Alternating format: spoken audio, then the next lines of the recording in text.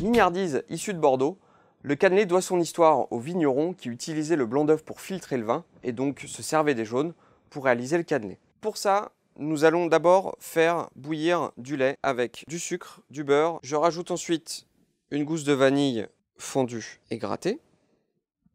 On met aussi la gousse qui apportera du parfum. Et je mets à bouillir. Le temps que le contenu de ma casserole bout, je vais m'occuper de mes œufs. J'ai d'abord un œuf entier. Et ensuite 3 jaunes. Mon mélange a bouilli, je le débarrasse et je laisse refroidir. Le temps que mon lait refroidisse, je vais commencer à préparer ma farine et mes œufs.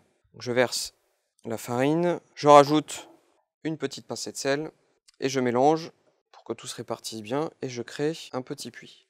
On va être sur la même base qu'une pâte à crêpes. Je verse mes œufs et je vais commencer à mélanger en partant du milieu et en prenant petit à petit vers les extérieurs.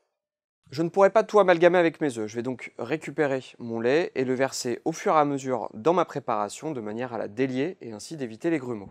Ma préparation est presque froide, elle est encore légèrement tiède, je vais verser au fur et à mesure dans ma préparation. En incorporant le liquide petit à petit, cela m'évitera d'avoir des grumeaux. On évite de tout mettre d'un coup, sinon on va avoir énormément de grumeaux de farine et la recette ne fonctionnera pas. On va chercher d'abord à avoir une pâte ultra dense, ce qui nous permettra d'éclater les éventuels grumeaux. Et ensuite, je verse le reste de ma préparation. Et on n'oublie pas bien évidemment d'ajouter à la fin ce qui fait aussi la saveur du cannelé, du rhum. Une fois ma base terminée, comme pour une pâte à crêpes, je vais la laisser reposer au frigo pendant au moins 24 heures. On va maintenant pouvoir remplir nos moules à cannelé. Traditionnellement, on utilise des moules en cuivre qui vont permettre en fait une belle répartition de chaleur, ce qui nous donnera en fait cette croûte si particulière du cannelé.